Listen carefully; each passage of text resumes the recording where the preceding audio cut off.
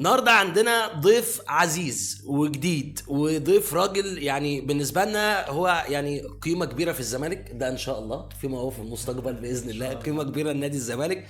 الراجل عنده قناه اسمها قناه باكورد، قناه جامده جدا بصراحه. الراجل بينزل محتوى كبير جدا، بس يمكن ما فيش حظ حبتين، بس ان شاء الله كده كده الحظ جاي. فانا بحب اقدم لكم النهارده اول ضيف عندنا في قناه شافعي، وان شاء الله يعني مش هيبقى لاخر مره ومش هيبقى اخر الضيف، والراجل هنكمل معانا كتير. اسلام اوتاكا الراجل معانا في القناه لاول مره في قناه، ايا يكن اسم القناه مش مشكله. فاهلا بيك.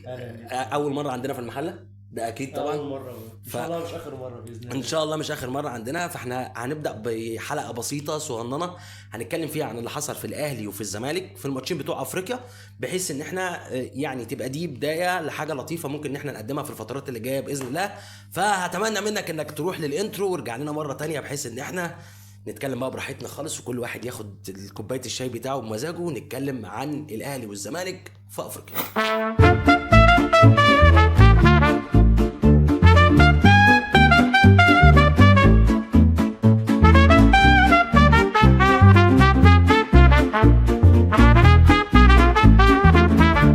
على فكره انتوا شغالين وانا مغفلكم وبصور والله والله. حلو. فصباح الفل.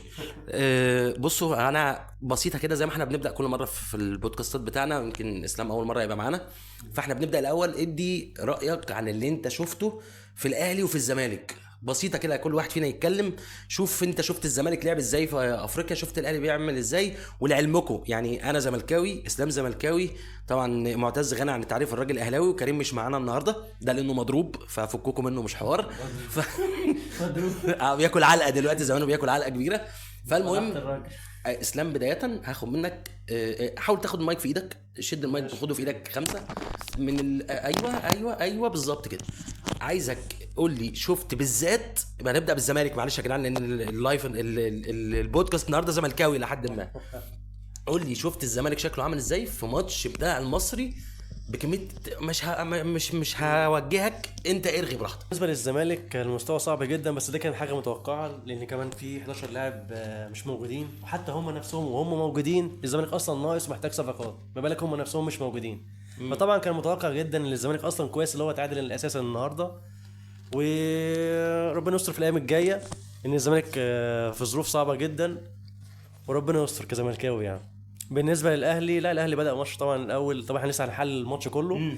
بس بالنسبه للشوط الاول، لا الشوط الاول لعب وحش قوي، والشوط الثاني بقى امام بقى وبقيه الرجاله ظبطوا الدنيا. ده فعلا معظم كل الناس شافته في حوار الاهلي تقريبا. الاهلي لعب شوط اول وحش قوي، لعب شوط تاني كويس جدا. الزمالك ما لعبش، الزمالك ما لعبش خالص. استاذ معتز شفتنا ازاي قول لي شفتنا احنا ازاي؟ لا انا الصراحه انا حتى وانا قاعد في اللايف كنت بقول ان الزمالك ما جاش حرفيا. هو كان يعني الشوطه ضربه الجزاء اللي كانت مش ضربه جزاء ديت، يعني اللي كان الناس بتقول عليها انا ما شفتهاش. ايه ضربه الجزاء؟ انتوا كنتوا بره يعني. كان في لقطتين، لقطه بتاعت بزيرة واللقطه الثانيه بتاعت الكره اتشاطت فجات ايد في ايد المدافع بس ايده كانت جنبه يعني. فقعدوا يحتجوا على الحكم، طبعا الحكم شافها انها طبيعيه جدا فما فيش. بتاع بزيرة كان بزيرة عايز يلم وسط 3 جوه 18 فداس على الكوره. احنا كان عندنا حد بيلم جوه 18 بزيرة بالله. انت شفت الكلام ده في الماتش؟ شفت. ما كانش حد بالنسبه لي حد ما حدش عمل الشوط حاجه. الاولاني كان في الاخر كده كان في لقطه كده يعني. المهم يعني ان هو وقع فقعد على الارض شويه مش عارف، ما فيش فيها حاجه برضو. اتعادت كذا مره والتصوير البطيء شفت ان هو ما فيهاش حاجه. دي كورتين كان عليهم جدل. بالنسبه بقى ان الزمالك كان يعني زي ما تقول كده ايه، عايز يطلع باقل ضرر، ولا هو اطلع متعادل وخلاص بدل ما اخسر. ما عندوش الاسلحه رغم انه عنده بزيرة، بس بزيرة تحس ان هو كان متقفل عليه جامد. كانش عارف يتحرك، حركاته مش مؤثره قوي، بس كان بينزل تحت قوي ودي كانت برضو بتاثر عليه قوي. تمام. شيكوبانزا طبيعي. لا شيكوبانزا كان مقتول النهارده، الله يرحمه. الله يرحمه الله يرحمه. بس هم دول كانوا بيعافوا. غير كده الدفاع عمل اللي عليه رغم ان كان في كذا كوره يعني. دي لو كانت لبست كانت الماتش ده عجبني النهارده محمد ابراهيم حسن، عجبني قوي. الواد الباك اليمين بتاعنا كان جامد قوي بصراحه. الواد ده حلو، يجي منه يجي من هو حماسي. الكرة بتاعت دقيقة 10 باين او 11، الكرة اللي هي كانت تخش في صبحي. عواد انت مسمع معاك من ساعه اللايف ان هو صبحي. لا كان مع كريم بس هي لزقت معايا. عواد الكرة اتشاطت فجت في المدافع نزلت لوب فالواد دهها بالعافية. بص اجمالي اللي انا شفته من دي الزمالك كورة في كورة تانية في اول الشوط التاني، وكورة تالتة اللي احنا شفناها في الاخر دي اجمالي ما شفته من الزمالك النهارده. غير كده مفيش حاجة. انت دايما بتكون لي معلش معتز، ما عشان تسيبنا يا معتز. لسه ما خلصتش. انت دايما بتحفظ انت الكلام. سألتني في الأول يا معتز انت سيبني يا شايف الدنيا معتز بعد اذنك يا معتز، عايز في جمله في حلقي يا معتز. طيب حاضر. كوره فرصة لحد ما اخلص. كوره وحيده للزمالك، هي كانت الكوره فاول مباشر بتاع الجزيري. بس غير كده الزمالك ما فيش اي حاجه تانية بصراحه. ما فيش اي حاجه اصلا. معتمد جمال بصراحه زفت يعني بصراحه. الاهلي بالنسبه لك عشان ندخل على تحليلنا بسرعه. الاهلي برضه نفس الشيء، الشوط الاولاني كانت زي الزفت ما عدا العرضيه بتاعت هاني الحسن الوحيد. يا راجل ده احنا مش شطناش شوط. ده حصل بجد. مش شطناش شوط. ايوه ماشي، بس لولا العرضيه بتاعت هاني اللي بقى بسم الله ما شاء الله، يعني الواد بقى خد انتقادات الموسم اللي فات على قفاه لما اتهرى، دلوقتي بقى بيعمل عرضيه بمقاس تنزل على راس تريزيجيه وهوب طم طخ. هو احسن موسم اصلا الاهلي الموسم ده. يعني ناس حتى كان في الاول كان عماله تقول لك يا عم ده هاني ومش عارف احنا كنا بنقول كده برضه، بس انا كنت شايف حاجه يعني يعتبر الوحيد في الدوري المصري من الباكات اللي مساهم اكتر مساهمات. يعني انت ده يعني يعتبر يعني مساهم كتير قوي، مساهم كتير قوي الموسم ده في دوري الابطال وفي الدوري المصري. ماشي. دي بالنسبه للشوط الاول. الشوط الثاني بقى كان فيه اختلاف. ما كانش فيه اختلاف ولا حاجه، انتوا هرستوا الفريق اللي كان قدامكم الشوط اختلاف الثاني. من امتى؟ في اخر ربع ساعه بالظبط. اختصر يا معتز عشان انت هتعمل معانا حوار والحلقه هتطول ساعتين. لا اله الا الله. مش بتقول لي اوصف. خش انت بتوصف بدقه يا معتز، لسه هنحلل كله والله اخر ربع ساعه انا خلاص. مش هتكلم في حاجه. خلاص خلصت. انت دايما بتيجي يا اتمنى ان انا وانت في حلقه من الحلقات ما نتخانقش. اتمنى ان احنا ما نتخانقش في حلقه من الحلقات. ربنا يصلح حالك يا شيخ والله. يلا خش لنا. هنبدا بالاهلي. يعني تنازلنا عن فكره ان احنا نبدا بالزمالك. ادي المايك لاسلام عشان هو بقى اللي هيمسكنا، هو اللي محضر. احنا الاثنين مش محضرين كالعاده، فخلينا في ماتش الاهلي نخش واحده واحده. وزي ما انتم عارفين احنا بنتكلم على ماتش الاهلي اللي هو احنا بنشغل معانا الهايلايتس بتاع الماتش، وبنتكلم على جمله ولقطه موجوده في الماتش، ونشوف ايه السلبيات وايه الايجابيات اللي موجوده. ابدا معتز، جرنا شويه بس بحيث ان الدنيا تبقى صح. هو قبل ما يقدم كده نقول التشكيله اللي كانت الاهلي بدا بيها. هو كان بدا بشوبير وياسين وباك شمال كوكا ويمين هاني، وكان معاه ياسر في الدفاع، وبعد كده قدامهم ديانج ومروان عطية، وقدامهم امام، والناحيه الثانيه زيزو، والناحيه الثانيه تريزيجيه ومروان اوتاكا. اوتاكا شفتوا ازاي اوتاكا في الماتش؟ انا شايف ان هو كان حلو فشخ بصراحه. بالنسبه لاول ماتش يجي منه. لا بس هو مبدئيا كويس اصلا. راجل جه اتدرب تمرينتين وقال له اتفضل يا عم انزل اساسي، فطبيعي ان انت مش مستني منه حاجه. هي اصلا انت شفت منه ملامح. هي اصلا غريبه اساسا ان في مدرب اصلا دلوقتي اللاعب بيكون لسه جاي وينزله على طول. يعني فاكر ايام زمان حسام البدري كان لازم يقعد 6 شهور 7 شهور على بال ما سنه زي ما فلان يجيب جون بالبتاع وبعد كده وكمان نزل احمد عيد في الاخر برضه. احمد عيد في الاخر بس هو بينزل. انا عندي تفسير منطقي لفكره اوتاكا ان هو نزل في بدايه الماتش دي. انت ما عندكش حد، ما عندوش مهاجم، ما عندكش حد. مفيش مهاجم. حتى جراديشار لما نزلت شفته في الماتش كان على حطه ايدك. جراديشار لا مش حلو. فرصتين ما يدعوش. اما يعني هو جراديشار مضيع فرصتين ما يدعوش فعلا. شغال. دي اول كوره اللي كان اسمه ايه الفريق؟ انا نسيت اسمه. يانج افريكانز في دقيقه 14 اللي هي الكوره اللي اتلعبت ار2. دي اول كوره غلطه راحت من ورا كوكا. شفت ديانج؟ شوف ديانج دي لقطه بقى. بس كده ثانيه واحده. ارجع. شفت ديانج يا عم؟ ارجع بالراحه. بص ماله انا مش فاهم. ديانج الواد قطع عليه. بص بقى هيعمل ايه ده؟ بس خد بالك هو ديانج اصلا جاي من نص الملعب. دي مش بتاع المفروض كوكا الموضوع في الحته دي. معلش هو ديانج مش معروف عنه ان هو لما يخش التحام بيخسر الكوره، دايما بيكسبها. امال معلش هو انت جاي لك عروض، امال انت كنت عامل بطوله ازاي في ما انا كنت لسه هقول لك دلوقتي اللي هو اصلا بسبب العروض هو اصلا مشغول دلوقتي بالعروض اكتر من الملعب نفسه. عشان كده مستواه مش كويس حتى دلوقتي. جماهير الاهلي معظمه قال لك خلاص بقى فالنسيا او كده او اي عرض لا يمشي خلاص. بس انا سمعت امبارح ان في ان الاهلي قال لك خلاص انا هلغيه، ما مش هيبيعوا. مش هبيعه. بس بس هو ده دي تفاضل. فيها مشكله. تفضل لكم فيه لحد اخر الموسم بس. هي دي المشكله.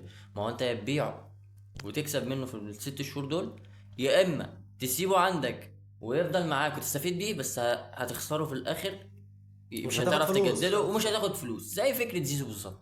لا يبقى هو يبيعه، انا شايفه ما يبيعه. بيحصلش عندكم فكره زيزو اللي انت اصلا عندكم انا مش لعيبه. عارف بقى، في تخبطات هتوصلوا لاتفاق معين في الاخر، والاداره بتاعتكم بتعرف تتصرف بفلوس باي حاجه، وديانج هيفضل قاعد. الاهلي أو ما بي... ديانج هيت- الاهلي ما بيتضرش على طول. بس الار 2 دي كانت فشيخه من الواد بتاع يانج أفريقيا. كانت فشيخه جدا لا بصراحه. لا كويس على وعلى فكره. خد بالك في كوره على فكره كان ممكن يبص اصلا كمان واحد جنبه كان ممكن يكون احسن كمان من كده اللي هو على أهو. الشمال. اللي جاي بس هو تحت. اصلا حطها كويس يعني. واحده حلوه فشخ. وعلى فكره الفريق بتاع يانج افريكانز ده معظمه كان في افريقيا. هو فريق الواد كويس ديبو- على ديبو اللي فكره. بيلعب معاهم ده كان بيلعب في انجولا مع منتخب انجولا. وفي كان في الحارس بتاعهم ديارا، ده حارس مالي. ده حارس مالي اللي دخل فيه جون ملوش اي ستيل لازمه في ماتش السنغال. هو فريق كويس بس هو فريق كويس عامه يعني. هو لسه في الصوره برضه يعني. هو ترتيب هو كده دلوقتي الاهلي أول، ويانج بعديها. يانج بعديها على بعد طول. كده بقى الفريقين التانيين تمام. شبيبه ولا شباب هما الماتش حصل ايه فيهم ولا ما عندناش معلومه لحد دلوقتي. يبقى بص معانا في النص وبقول لنا ايه اللي حصل فيه. فانا هبص انا على ما انت اعتقد كمل. تعادلوا. كمل. ما اعرفش ايه اللي حصل بصراحه، بس انا هبص على المجموعه. كمل انت بقيه البتاع. دي برضه هجمه تاني. تعادلوا. ما هو تعادلوا. تعدوا ترتيب المجموعه دلوقتي. الاهلي اول 7 بونت، يانج افريكانز ثاني 4 بونت، الجيش الملكي وشباب القبائل الاثنين 3 ورابع. دي جون وش هو دي شوط عادي وجت يعني شوبير كويس. بس خد بالك هي عشان فيها باندا والكلام ده كله. خد بالك الواد اللي اصلا الفولو اللي حصل لو هو قريب شويه كان الكوره دخلت جون. لا الدفاع الاهلي ما كانش كويس في خالص. بدايه الماتش. وحتى نص الملعب مروان يبان كويس بس نص الملعب كان الاهلي بايظ لان كوره زي دي اصلا هي بسيط. 2 باص في وسط الملعب باظت خالص. بس الباند بتاعها صعب جدا. هي رخمه جدا بصراحه. هي رخمه. كمل. ده الهدف. محمد هاني بص لزيزو. يعني زيزو جري وفتح له. اقف بقى اقف ارجع سنه صغيره. ارجع لي سنه صغيره. انا عايز يعني بجد الاهلي كميه. بس هو بصراحه هو لعب على هقول لي ايه. هو لعب على حظوظه وحظوظه كانت تمام بصراحه. وهي يعني عايز 3 كوره نقط. زي دي مفيش مدافع بربع جنيه ولا في خط نص بربع جنيه يسيبه هاني يرفع الرفعه دي. بص اقف عند هاني. هم سابوه اصلا. اقف بقى بس. ايوه اقف ارفع البتاع. بص واحد قدام. بص المربع اللي اللي وراه قدامه ده بص كله راح فين؟ مربع كامل. شوف اللي وراه فين. يعني ادي 1 2 3 4 الاربعه واقفين. اللي مع زيزو واللي تحت خالص مقبل ديانج وهو جاي. لكن الثلاثه المثلث اللي على هاني 3 مش فاهم بجد ده ايه ده. بس ايوه مش فاهم بجد والله ده ايه. بس لا بس هي كمل بقى بقيه الكوره. كمل. ده هاني خد الكوره هوب والواد بيتمشى وسايبه ورفع والمدافع بينط نطه غريبه. لا بس تريزيجيه هو تريزيجيه بقى خطف الكوره برضو. جامد جدا في الحوار بتاع خطف المدافع فيها برضو. اهو بقى هو الحق يتاله. قبل الكوره دي تريزيجيه ما ظهرش في الماتش خالص. هي حتى الجون الثاني برضو لا هو بصة ظهر ولا شوطه. عشان امام ما نمشي، هو كان ممكن ان هو يكسر البره ويشوطها في البعيد. هو حتى هو قام جاي لامس الكوره واداها له. هو برضه تريزيجيه اصلا هو مجرد بس اللي جاب الجونين برضه طول الماتش مفيش اي حاجه ما تاني. اعرفش. كمل. بس برضه هقول لك حاجه هي اهم حاجه المكسب في هو الدوري أهم حاجة المجموعي. كده. يعني فيما بعد بقى الاهلي لعب ماتش حلو بصراحه. يعني كفريق انت في الاول كنت مفكر ان هو ماتش كاس رابطه. بعد ما الماتش كمل الاهلي عمل ماتش حلو جدا. كمل بقى جري بسرعه بحيث ان احنا نلحق نخلص عشان عايزين ننقل للزمالك على طول. احنا قلنا بما يكفي الاهلي. دي الكوره الثانيه ايه بتاعت الجول. ده الجون. لا طبعا امام يا جدعان. يا جدعان بص يا امام. فظيع يا جدعان. بص اطلع كده. فظيع يا جدعان. بص امام فين. هاتها إمام فين، من وادى تريزيجيه فين. وبيجري. هي لمسه. بص امام بيجري. بص من اولها بص. ديانج اللي قطعها. الديانج اللي مش عاجبك. بس هو ما كانش حلو طول الماتش. جراديشار. بص بقى. امام لا فظيع. وامام لسه بيكمل بيقول لتريزيجيه اديني بس. تريزيجيه ار2 بقى انا مش مصدقها بس ماشي. لا بس امام بص هو الفكره في حاجه انا طول عمري امام دي خامه لاعب ما يلعبش في الدوري المصري. انا اقول لك حاجه. هو مش عايز يلعب. انا كنت بقول بالله انا بقول لاصحابي الامام عاشور هو الوحيد اللي كان يلعب مع جيل ابو تريكه باقي اللعيبه من المحليين، هو الوحيد اللي كان يلعب مع جيل ابو تريكه وحسني عبد الرب والرجاله دي كلها. يعني الباقي كله عادي جدا. لا امام تقيل، كواليتي عالي قوي، وخد بالك كمان كل ده هو 50% من لياقته ولسه راجع من الاصابه، ما بالك بقى هو في مستوى. فلا يعني طبعا وتريزيجيه طبعا حطها في البيئه بتاعته بقى، يعني هو هي عايزها تبقى بقاله 9 سنين بيحاول يجيبها فجات اهي. بس انا عندي سؤال صغنن، هو امام كان معانا كده في الزمالك يا جدعان؟ كان اجمد من كده، انا بالنسبه لي كان اجمد من كده. بس انا قلت له كده امبارح قال لي لا يا عم هو نضج. بص لا هقول لك ده هو امام دلوقتي ده كده ما جابش 70%. لا بص هو لا هو امام نضج فكريا بس دلوقتي، ما هو كان زمان كان بيزحلق وبيعمل اكتر من كده بكتير. ايوه ماشي، بس ما كانش ما بيشوطش هنا خالص، ما كانش بالابداع ده. اقول لك ليه؟ لان انتوا ساعات ما كانش بترجعوني هو كان امام بيطلع قدام وبيجري بمجهود. عارف ليه ما كانش بيعمل كده؟ امام كان معانا جامد. عارف ليه ما كانش؟ عشان في بن شرقي وفي كان سيد زيزو بعز مستواه، كان الجيل اللي قبلهم كمان كان هو لسه صغير بالنسبه لهم، هو كان في وسط كان هو مستواه عالي يعني، كان لعيبه باك يمين وباك شمال وحاجات كده. بس عايز اقول لك على حاجه برضه، انتوا كنتوا بتوظفوه في اماكن مش اللي احنا كنا نلعبه 8 وساعات باك يمين ساعات 6 وساعات بترجعوه وباك يمين وباك شمال، وكنا في كل اماكن الملعب على حارس المرمى كنا مرمطناه بصراحه. يعني هو عايز يدي، هو نضج دلوقتي حتى على فكره بقى يعني متزن اكتر شويه من الاول والكلام ده. يعني هو كويس، ما احسن من زمان بكتير. هو بس فتره الاصابه واللي قبلها كان موضوع التجديد، لما جه زيزو هو مش تجديد لان هو اصلا يعني لسه جاي اساسا. بس اتمنى ان هو يكمل كده لاخر الموسم، لان احنا محتاجين في كاس العالم ان يبقى عندنا المستوى ده. الكواليتي دي محتاجينها جدا في كاس العالم. بص انت تصدق بالله ان نص الموسم ده انا يعني هتكلم فيه او هبقى بتفرج فيه على كوره بدون ضغينه ما بين اهلي وزمالك. اقول لك ليه؟ عشان انا محتاج كواليتي لعيبه على قد ما اقدر تبقى موجوده في كاس العالم.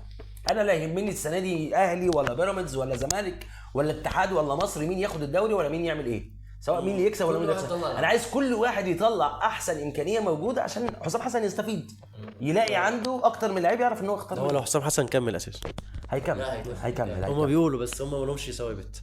لا بس هو حقق التارجت، حسام حسن حقق التارجت بتاعه. مش عارف بس انا امانه انت كنت داخل افريقيا متوقع ان حسام حسن هيعمل حاجه اصلا؟ كنا متوقعين ان احنا نعدي نص دور 8. هو احنا عموما لو المتوقع بنحصل حاجه نتوقع، يعني احنا البطوله اللي فاتت كنا متوقعين احنا نعمل حاجه ما عملناش، والمره دي ما توقعناش بصراحه وعدينا. بس ماشي، انت ربنا بقى اداك الفرصه ان انت الدنيا تمشي معاك كويسه، ليه ما تجازفش بقى والكلام ده كله؟ دي عقليه الطماع. طب ما لازم الكوره لازم فيها طمع. ماشي، بس دي عقليه الاهلاويه نفسهم بيكسبوا النقط عشان مطمعين. لا الطماع اللي بيتنمرض ده الطماع. لا الكوره فيها طمع عادي جدا. ايوه ماشي، بس انت لو جيت حسبتها انا خرجت بسبب جون. ما انت لو كنت طب انت اهو لما دخل فيه الجون وهاجمت شوط شوطه وعملت واتحركت والكلام ده كله، لو كنت عملت قبل كده عادي، ايه المشكله؟ انت عندك ناس جناحين طايرين، اديلهم جري الدنيا شويه. انت طماع بس ما عندكش امكانيات. بص هي فعلا دي صح. المنظومه فعلا هي مش كامله كلها، اصلا كلها كميه مشاكل. انت بتلعب دلوقتي مع قماشه مش هي نفس الفكر اللي انت عايز تطبق عليه. يعني انت جايب لي مثلا يعني هنفصلها او هنبسطها على انها حته قماشه وهنفصل بيها بنطلون، جايب لي حاجه قد كده وعايز بنطلون قد كده. طب ازاي؟ هي لازم انت جبت على قد ما انت قست طلع قصير، اهو ده اللي حصل يا ابني. الجيل ده فشل مع 6 مدربين مختلفين وكلهم اجانب او 3 اجانب ومصريين. يعني و6 مدربين ايه ده؟ اكتر من 12 مدرب. معلش بقى ثانيه واحده، انت لو مشيت حسام حسن دلوقتي وجبت مدرب اجنبي مهما كان عمل ايه، عامل لو جبت انشيلوتي ذات نفسه مش هيعمل حاجه. هيقول لك نفس اللي قاله كيروش، انا ما عنديش لعيبه اقدر ان انا اطلع منها. كيروش ده لو كان فضل، بص ميكالي لو كان فضل مع المنتخب الصغير، وكيروش لو كان فضل مع المنتخب الكبير، هتلاقي دلوقتي لعيبه اعتمد عليها احسن من اللي انا كنت عايز كده والله، لو الواد يكمل احسن. كمل عشان لو دخلنا منتخب مصر مش هنكمل، مش هنخلص. بس انا شايف ان حسام حسن هيكمل وعايزه يكمل بصراحه. طب ماشي، بس يطور من نفسه، يعني خلي الموضوع هجومي شويه، يعني خلي الموضوع هجومي شويه. هو على فكره بقى بيطور من نفسه دلوقتي. يعني حسام حسن دي برضه الكوره بتاعتهم اهي، بص دي برضه كوكا برضه كوكا برضه مش مغطي برضه، وفي نفس الوقت برضه مش شوبير ما شاء الله عليه جامد. بص برضه شوبير فشيخ. شوف زيزو بقى، هي دي انهي كوره؟ دي الكوره بتاعت جراديشار ده قدام الجول؟ لا دي كوره المفروض اللي هو زيزو يلم فيها، حتى المذيع كان بيقول لك لم والجو ده ما لمش برضه. ما لمش، هو بيستنى حد يجي له ويباصها، حتى الباص نفسه ما حصلش. بعد كده بقى عملت هجمه ثانيه لان هي مش بتاعته يا جماعه، انتوا برضه الناس واخده بالها اللي هو زيزو مش هي دي بتاعته. بقى بتاع جريتشار، هي دي. هو بقى الكره دي عمل سلوك كويس زيزو. وكان عايز يحطها ببطن رجله بوش رجله الخارجي تلف في البعيده، فتح بس على فكره هو جراديشار لعبه حلوه، حكت في العرض. هو جراديشار لعبه حلوه. انا بالنسبه أمانة لي لله يعني. بس انا اقول لك، انا بالنسبه لي لو مهاجم كويس يعني احب قريبه وعلى الارض وفوق في واحد لا ممكن يعدل باليمين ويروح حادد بالشمال ممكن. يعني، او في حد يحط في الضيقه. في الضيقه، ما انا بقول لك هو على وش الارض رجله- وفي الضيقه. هو وش رجله ده جامد، بس هي ما هي ظبطتش. لا اصل كرة زي دي وهتعملها بوش رجل يبقى لازم تلف، هي ما لفتش، هي مشيت زي ما هي. هي عايزه، لا لو كان واحد واقف على رجله بالظبط، هو على فكره ما عندوش ثقه دلوقتي، وهي كده كده ماشي اصلا، ممكن النهارده او بكره يعدل بيمينه ويحط بالشمال عادي، الموضوع هيبقى سهل جدا. خلي بالك هو برضه يعني هو لما كان بيجي ما كانش مهاجم، هو مش مهاجم صريح، هو بيلعب تحت المهاجم بيمين ناحيه اليمين ناحيه الشمال كده، بيلعب بينزل محطه بوش رجله بيستلم بيعمل لمسات بيطلع فرقه كده، انما تحط وتقول له روح هات جون، هي مش دي مرسوس. ماشي بس انت خد بالك انت يعني جايب هو اول ما جه لما لعبته ايام لما كنا بنلعبكم في السوبر، مش عارف اللي انتوا خدتوه باين، مش فاكر بصراحه. المهم كان هو بيلعب ناحيه اليمين، كان بيلعب ناحيه اليمين، كان عمل كان في وسام بوش رجله برضه عمل كده وراحت ودخل الجون. هو جراديشار كواليتي حلو على فكره، بس انت ما استغلتوش صح. وفي نفس الوقت ما كانش فيه اللي انت بس هو فعلا اللي حواليه، هو فعلا ما يلعبش مهاجم صريح، ما يعرفش مهاجم صريح. هو بيسموها 9.5 يعني 9 دي يبقى مثلا وسام 9.5 اللي هو جنبه زي مثلا عماد متعب وفلافيو، كان الاثنين بيلعبوا 9 و9 شفت رافينيا ونص، كده؟ الاثنين 9. شفت رافينيا كده هو بيحب يميل للعمق، بس هو انتوا مصممين تلعبوا مهاجم عشان انت بعت عشان وسام ابو مفيش علي مهاجم. وما عندكش مهاجم كان بديل لوسام ابو علي تاني، ولما رحت تجيب مهاجم بديل جبت محمد شريف، ما اعرفش مين اللي جه في دماغه يجيب محمد شريف. ما انا مش فاهم، انا فجاه بفتح ماتش الاهلي لقيت محمد شريف قدامي، قلت محمد شريف ده اقول لك اللي ليه؟ لان ما كانش اصلا في مهاجمين في مصر، وده جاي من خد بالك اي واحد جاي من الاحتراف بيتاخد يعني خلاص، هو ده يبقى في حته كويسه حتى لو جاي من الدوري الماليزي مش عارف، بيتحسب اللي هو محترف. انا متهيألي ان ده جاي سد خان، كمل بحيث ان احنا نخلص. مين اللي جاي شريف ما هو عشان ما كانش في بدايل، دي برضه كرة بتاعتها اللي هو اللي اعرفه احسن من اللي ما اعرفوش. وكان كويس. يعني اي كلام اي كلام مش كلام بالنسبه بتاع، متهيألي كده الماتش خلص يعني، ما فيش اي حاجه تانية في ماتش الاهلي. يعني مش لا ما فيش اي حاجه في ماتش الاهلي، بس دي كرة برضه ايه الشحات لما نزل.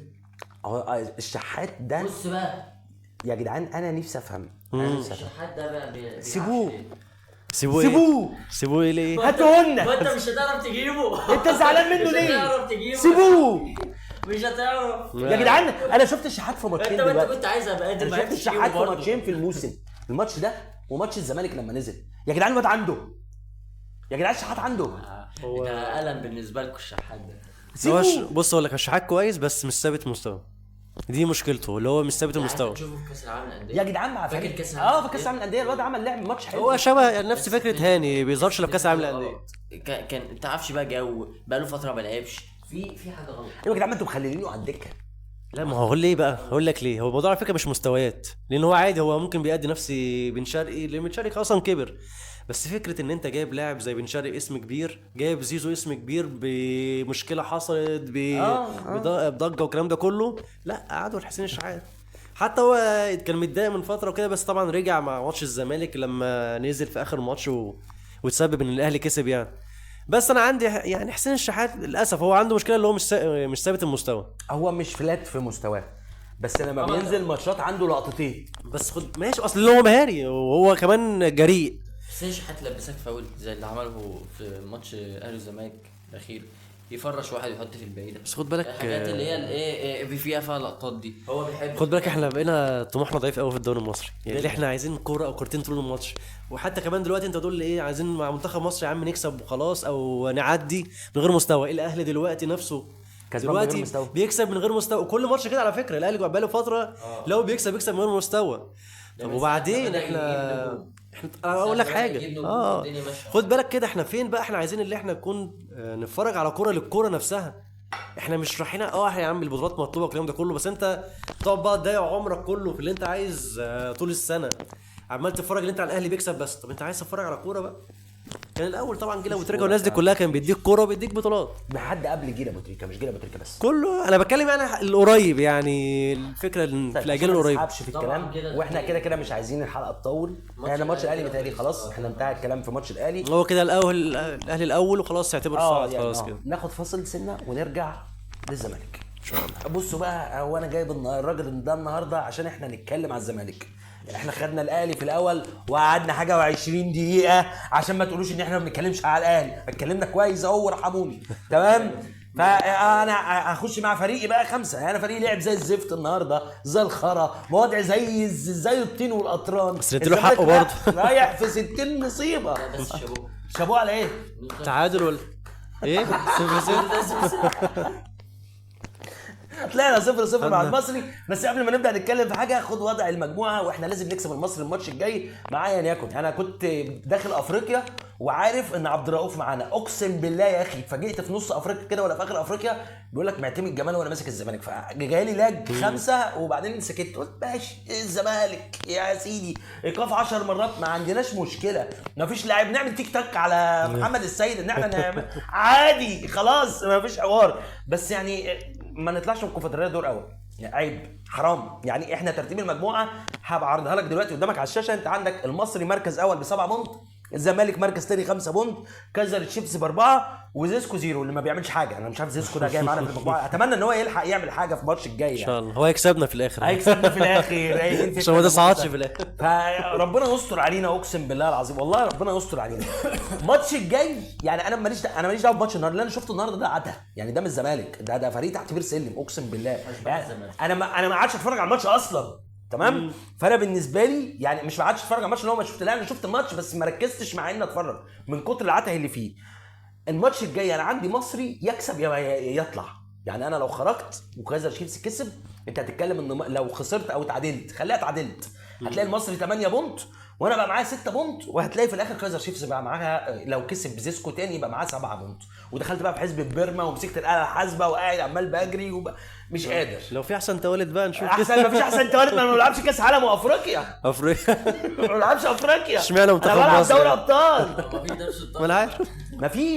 ما فيش اي حاجه. انا بجد انا مش لاقي كلام اتكلم فيه عن الزمالك. انا مش لاقي حاجه اقولها.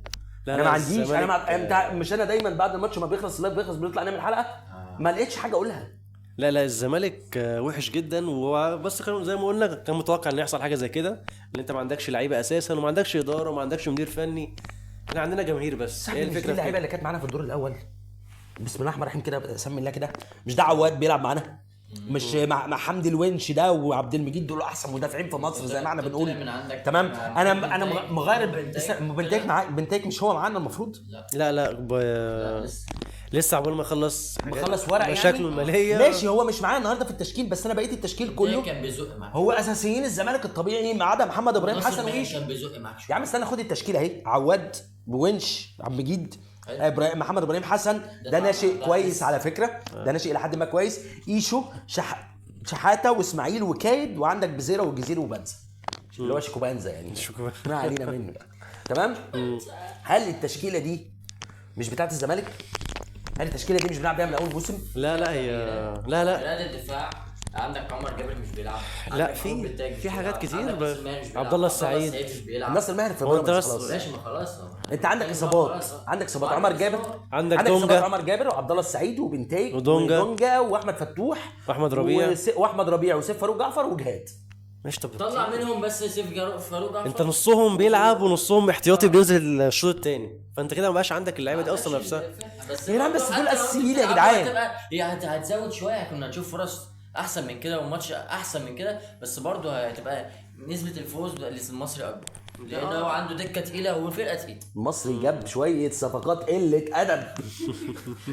المصري عامل حكايه يا جدعان. دكه المصري مرعبه. الواد موجيشه ده هو جايبه جديد صح؟ موجيشه اللي في خط النص ده الواد ده مرعب. لا واللعيبه نفسها صوافته ده كان هو سوري ولا فلسطيني ولا انا مش عارف. اللي هو باك يمين صوافته لا اللي في خط النص عميد صوافته فلسطيني. الواد ده كان مع منتخب فلسطين. الواد ده حلو يعني مش فاهم والله بجد. احنا عندنا احنا كويس اصلا. احنا عدلنا الماتش ده اساسا حصل خلص تعادل ده كويس في حد ذاته لغايه ما نشوف الدنيا فيها ايه. احنا اصلا بنمشي الدنيا لغايه ما نشوف الاداره ناويه على ايه. اللي هي اصلا ولا بتتحرك كده. ربنا يستر، احنا اصلا عمال نتكلم في الموضوع اللي هم بيتصرفوا في كذا، هم اساسا ولا في تفكيرهم ان هم يعملوا حاجه. دي مشكله في حد هو ذاتها. هيبقى ما خليك معايا بس عشان انا الاداره صعبانه عليا برضه. صعبان عليك. انا حسين لبيب بالنسبه لي هو مداش من الدنيا، بس المركب اللي انت موجود فيها يا صاحبي في لوحين خشب مش موجودين. لوحين خشب ايه ده؟ الارضيه مش موجوده، اللي هي ايه بقى؟ اللي هو مفيش ولا مليم. يا باشا هو واخد النادي يا باشا مفيش هو ولا ده. مليم ومش لاقي حاجه يصرفها، وفي نفس الوقت حاول يصرف عشان يرد الجمهور، وقدامها انا مضطر ان انا اسدد فواتير ناس قديمه هي كانت بتعمل خرا جوه النادي. لا بس ماشي، انت سددت القديم، معلش بس. فين بقى الجديد؟ في ما انت الجديد بقى، في جديد معاك ال10 انت. ايقافات دول ايه؟ لا في منهم من ضمن حسين لبيب. طيب ماشي، وفي قديم معلش، ما برضه ما ده لود عليا. اساله سؤال. حسين لبيب قبل ما يجي يمسك النادي، هل ما كانش عارف الموضوع ده؟ عارف بس قال في لك- حاجات استنى، بصراحه استنى، شاف قال اللي هو استنى احنا جبنا مؤقت كمال درويش فتره بعد مرتضى منصور لما المجلس بتاعنا اتحل. كمال درويش ذات نفسه اللي كان عامل لنا النادي كله وكان قاوم النادي على رجل. أسمع. كمال درويش قال لك يا باشا الكلام ده ما أسمع. ينفعنيش، وايه الهبل اللي انتوا عاملينه في النادي؟ انا ما اعرفش امسك حاجه. حلو. هو بقى دخل وقال لك ايه؟ بيقول لك انا عارف ان الدنيا مخرقه ومش عارف ايه. هو قال هسد الديون وقال لك وقالها هعمل واسوي. طبعا مش شايفين حاجه يا باشا. هو مفيش. حسين لبيب معاه في النادي بقاله قد ايه؟ معلش انا مش بدافع عن الاداره عشان انا عارف ان جمهور الزمالك كله هو جادد من الموسم الاداره. الموسم الثاني اللي شغال. طب لا بقى 3 مواسم. ثلاث 3 مواسم. مواسم. احنا بنتكلم 3 مواسم. هل مشاكل الزمالك تتحل في 3 مواسم؟ لا هي مش محتاجه 3 مواسم، بس لو معاك فلوس هتعمل. ده لو بص، هو موضوع الزمالك ده حله. خلي بالك انت كان ممكن تجيب فلوس من حاجات كتير. هو ناموا. ماشي في هم ناموا نومه يا جماعه. اكبرها مش غلطه واخدين زيزو وبن شرقي، بالظبط. لان انا فاكره بن شرقي كان معروض علينا ان احنا نجيبه ب $600,000. مش فلوس دي، مش فلوس. ما انت كده اصلا جايب لعيبه اغلى من كده اصلا دلوقتي. وزيزو كان معروض عليك ان انت تجيب 6 ده غير مليون. الصفقات الفاسده اللي جات لكم. تمام. مش هلاك ومش عارف بن كايد والناس دي. اللي جت في الاول. تيجي كسر دي او بفلوس، وتيجي يفسخوا عقد ويقول لك انا هروح اشتكي في الفيفا. موت يابا. والنادي يعني انتوا على يعني فكره بتجيبوا اللعيبه على وتدفعوا فكره الفلوس. على فكره بقى موديابا بيلعب مع منتخب اوغندا واساسي مع منتخب اوغندا. طب اقول لك حاجه، انت دلوقتي لو رئيس النادي تعمل ايه دلوقتي؟ هو عايز تحل مشاكل الزمالك. انا لو بالنسبه لي عشان هتسالني السؤال ده بعدين. انا هشتغل كاستثماري وهعمل على اني اجيب لعيبه وابيع لعيبه. يعني اجيب لعيبه بسعر صغير خفيف، ريال بوتنشال اعرف ان انا العبهم مع النادي، وبعد 6 شهور سنه اول ما اللعيبه دي تبدا انها تطلع شويه حبتين هبيع لعيبه وابدا امسك فلوس بحيث ان انا اسد النادي، ومش هشتغل خالص على اني اخد بطولات. انا هشتغل على ان النادي استثماري لمده 5 سنين. ماشي، الجماهير ما بتستحمل الكلام ده، هي عايزه منك بطولات. ده اللي في ايدي يا باشا، دي القماشه اللي عندي يا باشا. مع الجماهير، مع احترامي لكل جماهير نادي الزمالك، وانا ببص لك اهو مقرب لك، مع احترامي ليك واحترامي لجمهور نادي الزمالك انت وانا، تمام؟ احنا دلوقتي غرقانين، احنا دلوقتي تحت بير السلم. حضرتك هتيجي من تحت بير السلم عايز تطلع للدور العاشر من غير ما يبقى معاك سلم ولا اسانسير، يبقى انت بتهزر من الاخر. يعني ما هي حاجه من اتنين، يا هتاخد بطولات وتصرف فلوس ويبقى معاك فلوس وانت ما معاكش لا فلوس ولا عارف تصرف فلوس ولا عارف حتى تفتح خطه تدخل لعيب، يا اما تبني النادي وطوبه ومن تحت لفوق. وجمهور الزمالك ياما صبر، والا هندخل في عشريات سودة، وبعد كده يجي لنا واحد زي مرتضى منصور يقعد يستلف تاني ويدخل النادي في حوار، والنادي يطلع يقول لك انا جبت لي 17 لعيب، وبعد ال 17 لعيب ناخد لنا دوري ولا 2، وبعد كده نرجع جنب الاهلي تاني قاعدين كده. طب اقول لك حاجه، هو بالنسبه لجمهور الزمالك لا هو صبور، بس يلاقي حاجه، يلاقي اساس كويس. هو مفيش اساس اصلا، مفيش حسين لبيب ومجلسه مش عامل اساس اصلا. ما هو انا مش معاك، انا مش ضدك في دي، انا معاك في دي، بس انا اتمنى يعني في الطريقه اللي ماشي بيها حسين لبيب ده كده لو مفيش طريقه اساسا. هو مفيش طريقه قدامنا. يعني انا عايز اقول حتى مفيش طريقه اساسا. بس لو انت مشرقنا، يعني انت مشرقنا كنادي زمالك على اساس ان احنا خلاص بقى مش عارفين نجيب لعيبه وعندنا ايقاف كده وعندنا مشاكل ماليه، بحيث ان انت بتحاول تبني النادي ماليا كويس، في ظهرك يا باشا، انا في ظهرك. بس انا لما الاقيك زيزو منك طرب الهوا، بن شرقي بدل ما كنت تجيبه بفلوس وتبيعه وتكسب فيه ملوش اي ستين لازمه، صفقه زي بزيرا اللي جايه لك النهارده ب $4.5 مليون وما بعتش بيها، يبقى انت بتهزر وبتهرج، وده مش نادي استثماري. يبقى انت اداره فاشله بنت لذينه. لا مؤاخذه انا اسف، ما كنتش مش عارف اشيلها المونتاج لان الحلقه طويله فهجيبها في وقت طويل جدا، ويعني يبقى انت بتهرج جامد ومقعدنا على الفاضي. يعني احنا قاعدين كده بنشجع النادي في الفاضي، قاعدين بنتفرج اساسات القلعه اللي بنشجع الابواب. طب ما انت خد بالك لو باعك اخوان برضه، ما ده حوار برضه. انت كده عمال تبيع كل حد، اللي بعت ناصر وبعت انت كده ما بتخليش بقى، هتخلي حسام عبد المجيد بقى ده فكرتي، وجزيه. ده فكرتي. انت دلوقتي هقول لك حاجه دي فكرتي في ايه يا باشا. انت عندك كواليتي لعيبه تقدر ان انت تكسب منها فلوس، تسد مشاكلك وتبني من تحت لفوق، انا معاك. اللي هي بمعنى انت جايب خوان بزيره الفينا من ايا يكن، مش احنا جايبينه ب 700,000 دولار تقريبا، ب 700,000 دولار 600,000 تقوم يا عم بمليون دولار.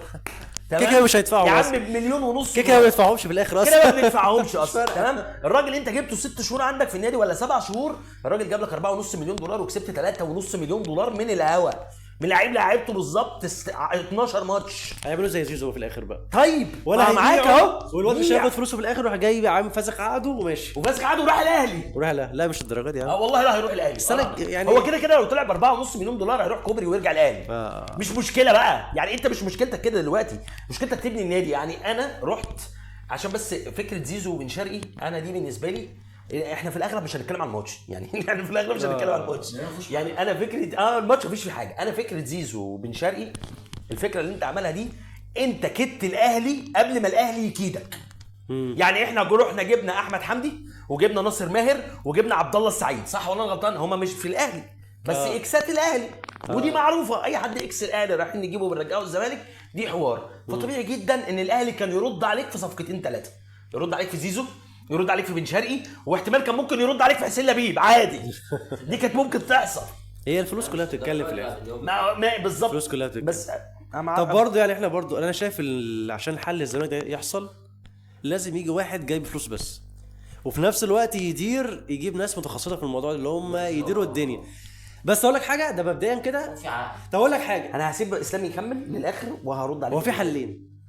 حل ده اللي هو واحد يجي وش كده مستثمر يجي مثلا ب 2 مليار بمعنى اصح سبونسر، جاي شغل وجاي شهره للبراند بتاعه والحاجات دي كلها. يبقى انت ما بتبنيش نفسك. ما هقول لك بقى اللي يحصل. لا ما انت هتعمل ايه؟ 2 مليار بقى يجي بيهم، مليار ضايع في الديون والكلام ده كله، المليار التاني يشتغل بقى في صفقات ويظبط الدنيا والبنيه التحتيه والكلام ده كله.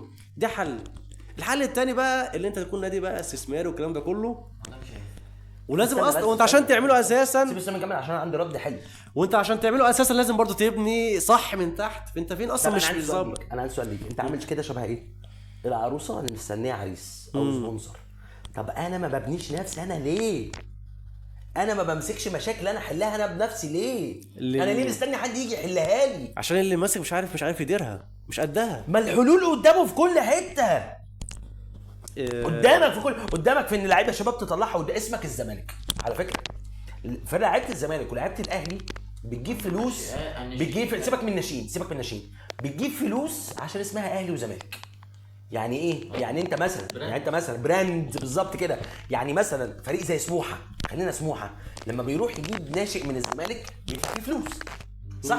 ولو تخيل بقى لو الناشئ ده انت بتلعبه فريق اول، بتديله 5 ماتشات في نص الموسم مثلا، تديله 6-7 ماتشات، والواد نزل قد اداء كويس. لما تيجي تبيعه، انا عايز ابيعه والله يا باشا. بص، عارف المصر ليج، عارف الكارير مود. انت بتيجي بتحط اللعيب، والله يا جدعان افتح كده قناه الزمالك، تفتح قناه الزمالك ذات نفسها وتطلع 2 اعلاميين من اللي موجودين، اطلع قول لهم يا باشا، قولوا والله يا عم الحاج انا عندي محمد ابراهيم حسن اللي انا منزله النهارده ده معروض للبيع، لعيب انت صرفت لك عليه 100,000 جنيه، رحت بعته ب1,000,000 جنيه، ب2 مليون جنيه، ب1,000,000 دولار، طلع اوروبا. ما بتعملش كده ليه؟ ما بترخص يعني، رخص سعر لعيبه الشباب وهات كشافين من اوروبا يتفرجوا على عندك وبيع. بص هو مبدئيا كده حاول تاخد المايك لان الصوت هيبقى مش حلو. الصوت مش هيبقى واصل. مبدئيا الكلام اللي انت بتتكلم فيه ده عايز بدايه من تحت خالص، وده عايز مصاريف، وطبعا مفيش فلوس اساسا. بس انا اقول لك ايه، همشيها بلدي شويه. بس انت مفيش اصلا الكلام ده، هم ما عندهمش فكره اساسا. وده انت عايز تبدا من ده الاهلي نفسه اللي كان عنده ناشئين جامده جدا، اللي هو بقى جيل بقى اخر جيل كان كويس جدا بتاع رمضان صبحي وناصر ماهر وبيكهام والناس دي كلها، ودول اللي طلعوا شهروا فيما بعد. دلوقتي الاهلي نفسه كمان مبقاش طالع لعيبه كويسه الا فين وفين. حتى حمزه عبد الكريم راح برشلونه، احنا نفسنا اصلا الاهلي ما رضاش يوديه لسه. احنا نفسنا مش مصدقين اللي هو اصلا يروح برشلونه. احنا مش شايفين لحد دلوقتي. انت متخيل؟ عشان باصص للفلوس ده كأنه ولا بيبيع لاعب كبير، فلازم انت مش عايز تبيعه. طب انت هتبيع امتى بقى لما انت هو الاهلي كده ما بيحبش يبيع لعيبه. هو مش الاهلي. ايوه ماشي، انا مش الاهلي بقى. عقليه الفرق المصريه كده. انا عقليه الفرق المصريه طمع، اللي هو انا عايز ابيع لعيب باكبر جالي برشلونه مسلمه ده برشلونه انت معاك فلوس يا باشا. انا جاي لو لك فاكر عشان- برشلونة. انا جاي لك عشان انا بشحت اصلا. اه لا انا معاك فلوس. الزمالك نفس الكلام. ماشي ابيع لعيب هسيبه لحد ما يخلي يروح يا باشا عشان الفلوس هم مش تعبانين فيها من الاخر. نادي الزمالك عشان بس اللي يبقى عارف طريقه اللعب في الدوري المصري، اهلي زمالك هي دي انديه الدوله. يعني ايه انديه الدوله؟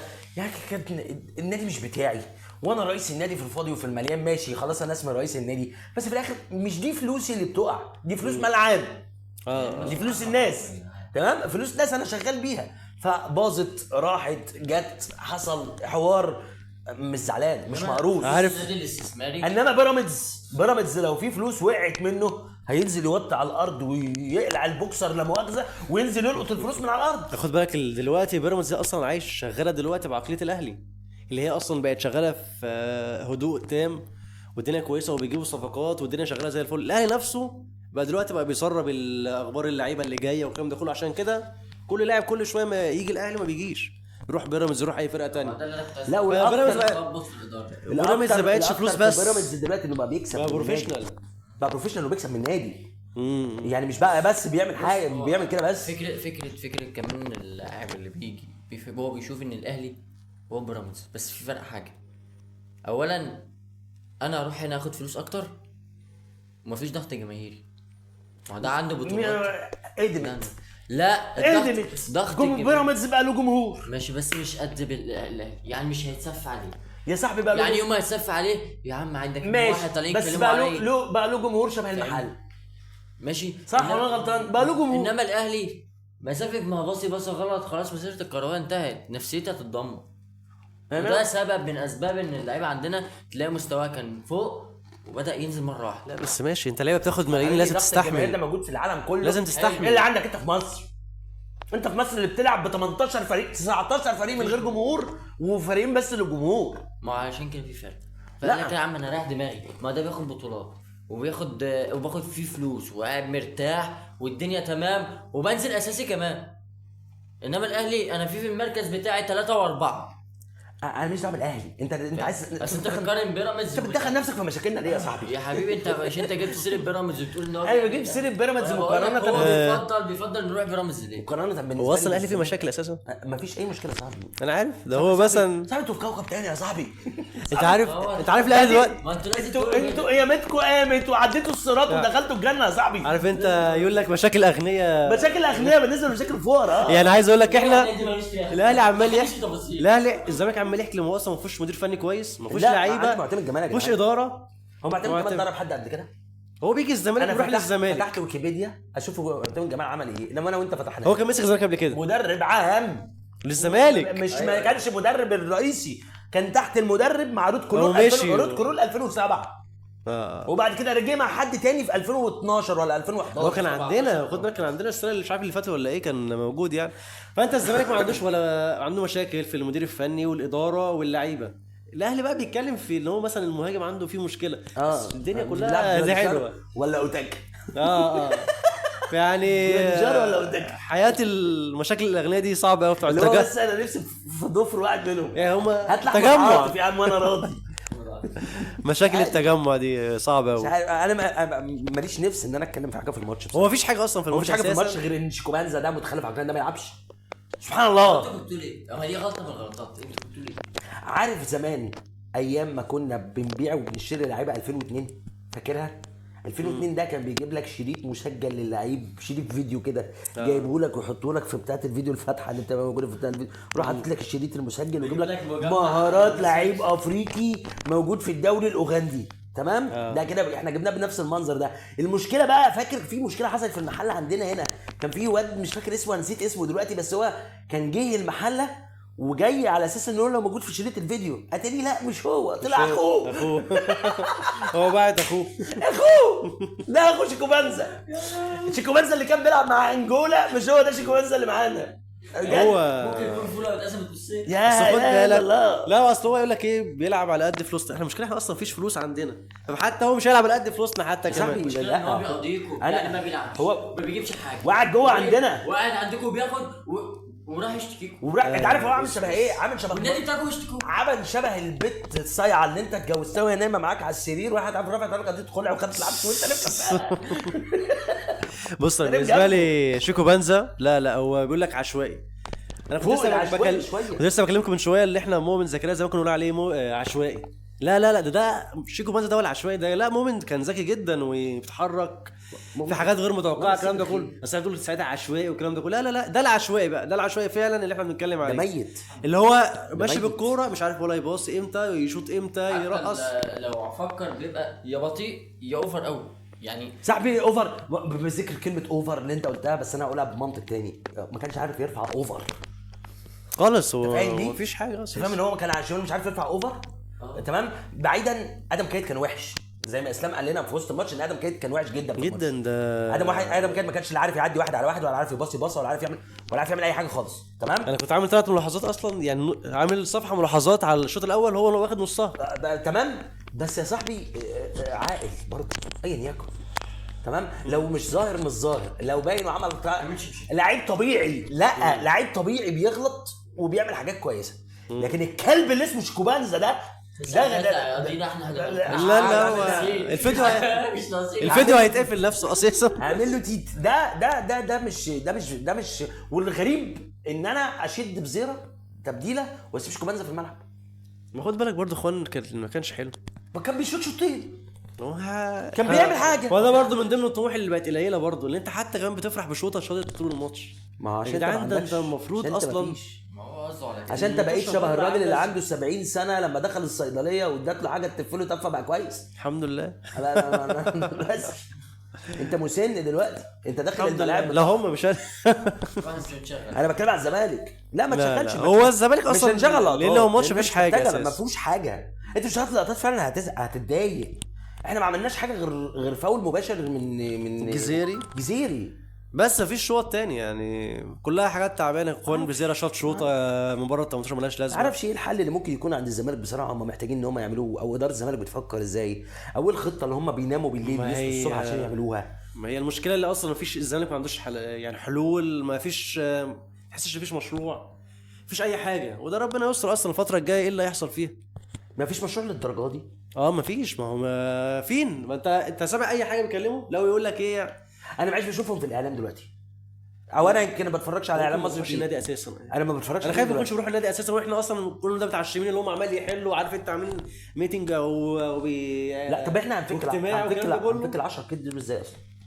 ال10 الطيبه اللي عندنا دي على فكره نصهم لا من مجلس لبيب، يعني مش كلهم.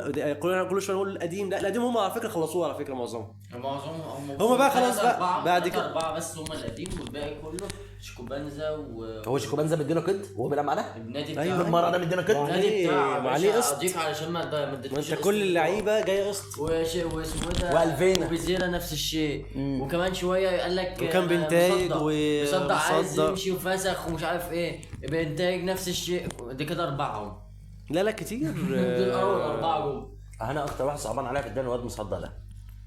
ظبطوه والله العظيم حته كواليتي مدافع اللي اتقدم مدافع ايه؟ اخر اعدادك. انت قصدك مصدق؟ صراحه مصدق. انا جالي بالي واحد تاني. صبحي كان بيهتف عليه عشان مش لاقي. هو في محترف كده حرام عليكم يا جدعان. صبحي كان بيعطف عليه عشان مش لاقي ياكل. والله قال لك انا جبت بيتي وقال لي انا مش عارف ومش عارف ايه، وقعدنا وهكلنا مع بعض فطبعا المغرب لما سمعت الموضوع ده احنا بالله احنا جايبين لاعب عندكم محترف علشان تجوعوه هاتوه لنا. طب يا اسطى طالما ارجع اعمل فسخه اسلام معلش، طالما احنا ما معناش بنجيب ليه؟ عشان يرضوا الجماهير. ما هي دي المشكله، انت ما عندكش حد صاحب قرار. يعني انا كده انت ضيعت زيزو ليه؟ عشان خايف من الجمهور. يعني انا كده كجمهور انا بقيت عبء على النادي؟ لا هو انت المفروض ده اللي بمشي النادي، المفروض ده حق.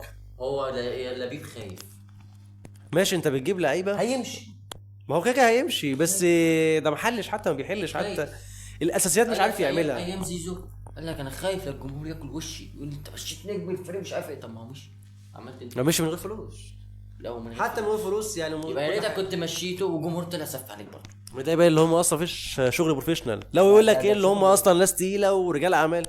فين رجال اعمال ده؟ انت لو فاحين يعني بقاله هتبقى احسن من كده. هو رجل اعمال، انت مدور الشركه بتاعتك كلها تمام. معلش كابتن حسين لو فرضا غلطت غلطه وفتحت الفيديو بتاعنا وشفته ده آسف شغال يعني. مش عارف ماسك أنت راجل سوني ولا أعمال. ابل ولا حاجه كده. معاك كميه الشركات مثلا اللي هتبقى عندك، او شركه واحده، خليك شركه واحده وتزعل على زعل العمال وتضيع شغلك وفلوسك عشان خاطر العمال. ما هو الموضوع الكوره فيها عاطفه شويه يعني. ما يا عم اقول لك حاجه، هم اصلا بالنسبه لهم خاص بالك هو جاي تطوع، المفروض هو المفروض ما ياخدش فلوس، يا بس عم هم اصلا بيستفادوا. محدش هيروح الحاجات دي لما يكون مستفاد وعامل فلوس تمام، حلوه. بس معلش انت جيت مسكت النادي، عندك قناه اعلاميه بالنسبه للنادي، عندك كل السبل الاعلاميه بالنسبه للنادي، عندك مذيعين للنادي واعلاميين وناس وبتاع ونقاد وكل الكلام ده كله. لو انت حطيت بلان واضحه ان انا يا جدعان والله انا 5 سنين هطلع كده اقول انت كسبت خلاص، انا هقعد فتره 4 مثلا، انت كسبت خلاص وطلعت والله يا جدعان انا هقعد ال4 سنين دول ما تستنوش مني ولا بطوله. لا هو جه بقى قال لك ايه؟ اسمع بس. قال لك انا همشي بالسفينه المخرومه خلينا لحد ما ايه، اما اقوم جاي يقفل الخرم ده. سيبك من خلاها الخرم بس، بالأخرى. سيبك من الخرم صلى على ده. النبي. انت طلعت قلت خلف لنا جبل. والله يا جدعان احنا قدامنا 4 سنين بنبني النادي بشكل صح عشان نبقى ماشيين النادي بشكل كويس. انت مشيت 4 سنين استثماري، بتبيع لعيبه وبتجيب لعيبه وبتدخل لنا فلوس، والفلوس الزمالك بتدخل والزمالك بيتطور ماديا، وبعد في اخر ال4 سنين جيت بعدين ال4 سنين بعدهم والله يا جدعان ده موسم الحصاد، ونبدا بعد كده ان احنا نبدا نشوف بطولات وناخد بطولات. هل انا هزعل منك كجمهور؟ لا ولا انت هتاخد الجمهور اللي مش متعلم اللي قاعد تحت بير السلم ما وراهوش حاجه غير انه ينتقدك ويعمل فيك حوار؟ ما انا مش فاهمك. ما هي 1 زائد 1 يساوي 2. ما هو انت قدامك مشروع يا تمشي زي فريق زي بروسيا دورتموند دلوقتي، ان انا كده انا مش هعرف انافس بايرن. صدق بالله معلش. لا لا لا. انت عارف ساعه ما حسين نبيل من 3 سنين جه ومسك الكواليتي او الفرقه اللي كانت معاكوا دي، لو كنت حافظتوا عليها وما عملتوش اي صفقات وفي يعني وامام الناس دي لو كنت حافظتوا عليها ولا حد مشي ولا حد جه ولا وفضل وجددتوا بس العقود وحاولتوا بقى تصرفوا من الملايين اللي عليكوا دي، وبداتوا بقى دلوقتي انك تبداوا تعملوا تبديل واحلال، كانت الدنيا ظبطت. انا بس هو حسين نبيل جه امام معانا، امام ما كانش معانا في الاول اللي هو اللي هو ما كان جاي مؤقتا لمده سنه، لجنه مؤقته. لجنه مؤقته. حسين نبيل جه لجنه مؤقته في وسط مرتضى منصور. لما كان اللجنه المؤقته دي كانت كمال درويش. لا حسين لبيب ما هو جاي كتير، ناس كتير، ده جه مش اكتر منهم يعني في خلال يعني 15 سنه اللي فاتت. بحفظ تاريخ الزمالك 20. لا ما انا بقول لك لو انتوا كنتوا حفظتوا زي ما انتوا عاملين دلوقتي ساعتها جاب دوري ساعتها، بس انتوا بقى لما كان هو حسين نبيل جه اول ما جه جبنا دوري وجاب دوري. جه بقى هو جاب دوريين. لا دوري واحد. لا حسين نبيل جاب 2 دوري. 2 دوري اول ما جه خالص انت مش بتقول بقى اول سنه تالتة. واحنا خدنا دوريين ورا بعض. مش انت بتقول بس بقى هو كان في سنة فيها. تالتة. كان في نص فيها جه في شهر 1 وقعد معانا نص تقريبا انا مش فاكر برضو قوي عشان ما بقاش هما كان 2 دوري ورا بعض، اللي هو كان دوري ورا بعض اللي كان فيها زيزو وبن شرقي 23 او لا في واحده من غير زيزو وبن شرقي، في واحده من غير بن شرقي. ايوه الثانيه في واحده اللي هي عبد الله السعيد واحمد حمدي والعيال دي خدت لا فيها لا دوري. لا هو مسك فيها لا وما خدش فيها حاجة. خدوش دوري خد بالله ما خدنا دوري. لا وإحنا ما عشان خدنا كده بقول كتير كده. وعبد الله السعيد ما خدش معانا دوري. لا خلاص طالما خد في الاهلي خلاص. دوري يا جدعان. سوبر مصر وكاس مصر. خد دوري يا جدعان. سوبر مصر. لا يا جدعان عبد الله السعيد دوري ازاي يا عم نديله حاضر ماشي مش مشكله. خدش دوري عبد الله السعيد معانا بالله. لا دوري ايه يا معلم انت؟ ما خدناش فيه دوري. لا كان بيراميدز والاهلي هم اللي كان فوق خالص. خدتوا فيه ده هو احنا خدنا فيه ده بقى لنا 3 سنين ما بنخشش 4 سنين ما بنخشش كذا بس دوري ابطال. هو لبيب مسك كسب مره واحده بس الدوري، خد دوري مره اللي هو كان فيه زيزو وكان فيه بن شرقي. جول شفت الجول اللي هو جابه بقى بن شرقي باصه لامام، وامام عمل مع زيزو 1 2 بعد كده حطها في البعيد على الشناوي. مش فاكر بصراحه بس مش فاكر اللي هي كانت في الكاس لما مش كسبنا فاكر الكاس دي ساعتها. ما ذاكرتي ما بتبقاش حلوه في الحاجات دي قوي. بعطل شويه من كتر ما كسبت كنت بعد بنكسب نسيت المكسب. كده لو انت الحلقه الجايه ان شاء الله هنتكلم نتكلم على مشاكل الزمالك وحلولها ايه كمان، بس ماشي. بتفاصيل بقى وكل حاجه وذكرياتنا مع الزمالك القديمه ان شاء الله. نتكلم عن حلقه كويسه انا واسلام هنبقى لوحدنا باذن الله، وكفايه لحد كده قوي النهارده يعني بصراحه زي الفل. لان الزمالك ادانا جرعه من احنا طولنا قوي كمان في الحلقه كمان طولنا في الحلقه بس كانت حلقه جميله الجزء الثاني ده دردشنا 20 فيه دقيقه ولا حاجه ان شاء الله. يعني نكررها، يا ريت تقولوا لنا رايكم في الكومنتات. اتمنى ان انت تكون خبطت اشتراك وخبطت لايك ظبطت الدنيا روقت الكلام، وتفتكر ان كان معاك شافعي واسلام اوتاكا وقناه باكورد المفروض ان هي هتبقى نازله لكم دلوقتي على الشاشه، يعني اتمنى ان انتوا تعملوا فيها اشتراك. واستاذ معتز بقى معروف يعني غني عن التعريف. فلحد هنا وشكرا، والسلام عليكم ورحمه الله وبركاته.